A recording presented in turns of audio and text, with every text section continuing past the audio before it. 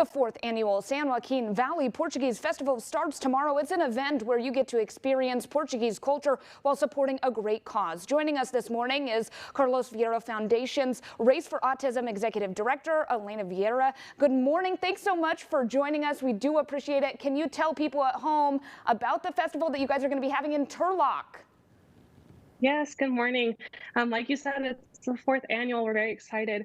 And so the day is going to start off tomorrow with a Portuguese parade. We have folklore and philharmonic performances throughout the day, bull on a rope, a wine and cheese tasting, cultural exhibit, carnivals going on. We have a lot of just like exciting activities, all centered around the Portuguese culture. And then we're ending the night on the 5150 stage with performances by Luis Silva, the Portuguese Kids, a comedy group from the East Coast. Alex Bahari is a performer from Brazil, and then George Tejeda is coming from Portugal. So it's going to be a day full of fun activities. And then Sunday, we're coming back and having a full-blown professional bloodless Portuguese bullfight, and all of that's at the Stanislaus County Fairgrounds in Turlock. Elena, I think we talked about this via email, but I'm Portuguese as well. Medeiros is typically a Portuguese last name. It was my grandma's maiden name, and she grew up right here in the Central Valley, her family immigrating from the Azores. According to the 2019 census, there's over 340,000 Portuguese people here, right here in California. Can you speak about getting everyone together, and especially the younger generations? Absolutely. So that's kind of what the purpose of this event was, other than, of course, raising money for a Race for Autism, which is the main goal for this event. But other than that, it's to bring together the Portuguese community, not only within like a certain radius of Turlock or anything like that, but across the state, even across the country. We even have people coming, like we've had people say that they're coming from Canada, and of course our artists are coming from Brazil and Portugal. So it's really a little different from the traditional festa that of course a lot of communities have and that happen often. This is an annual event that kind of encompasses everything about the Portuguese culture, both the traditional aspects and the new aspects, and bringing it together to appeal to all the Portuguese community across generations, but then also to invite non-Portuguese people to come in and learn more about the Portuguese culture, and also just the involvement that the Portuguese community has had within the Central Valley of California. And for people that maybe want to attend the event, I saw that on the flyer it said traditional Portuguese food dishes. Is there going to be sopish, falage? Can you speak a little bit about that?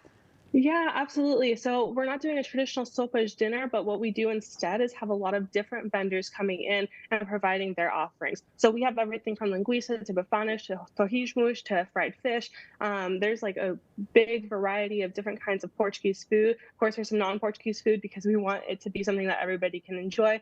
But really, it's all about everything the Portuguese culture has to offer, even some Portuguese sweets in there. So that's going to be definitely a big draw and has been for past years as well. Are you guys growing each year? And I know when my grandma was talking about, like the Portuguese culture, that as the generations gone on, some of the traditions got left behind. So can you speak about if you're able to get these younger generations headed out to these festivals and festas? Yes, yeah, absolutely. We have a lot of people who look forward to it every year.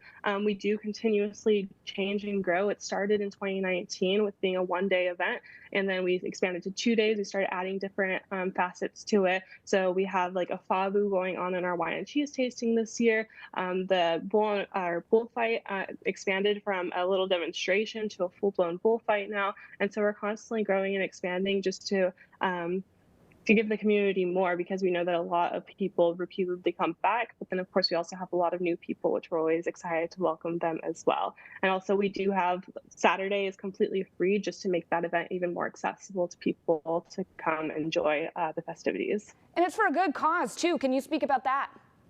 Yes, so Race for Autism is a campaign that we've been running since 2007.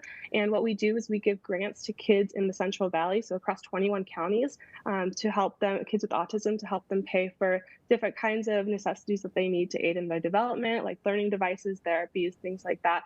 And so we give these grants to families every year, and this fundraiser goes directly into funding that program. And then, this is a big time for a lot of people that are Portuguese, because the festas are about to come up and they go all across the Central Valley. I mean, how amazing is that? Yeah, exactly. And so we do have some close connections with the community, and we want to be able to do this without some key people within the Portuguese community, one of them being our main sponsor, PFSA, the Portuguese Fraternal Society of America. So having all these Portuguese people come to our event is fantastic. And of course, we love to see the celebrations continue throughout the year with the traditional festas.